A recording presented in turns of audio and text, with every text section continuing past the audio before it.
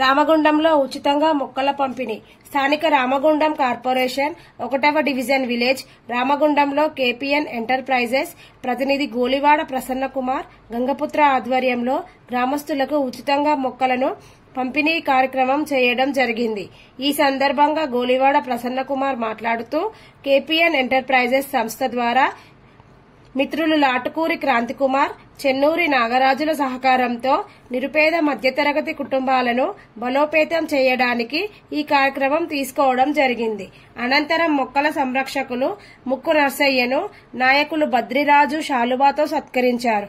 ఈ కార్యక్రమంలో నాయకులు బద్రిరాజు, గ్రామస్తులు మంథాని నరేష్, మహమ్మద్ అబ్దుల్ ఖలీల్, మామిడి భీమయ్య, అనురాధ, శ్రవంతి, స్వప్నలతో పాటు గ్రామస్తులు అధిక సంఖ్యలో పాల్గొన్నారు.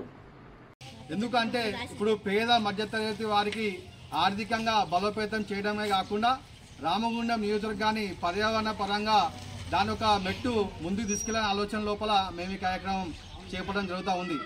ఏదైతే ఈ అగ్రిమెంట్ ఇచ్చే డబ్బులు ఇప్పుడు ఇంట్లో ఒక చిన్న పిల్ల ఉంటే ఆ పెళ్లికి ఈ డబ్బులు ఉపయోగపడతాయి.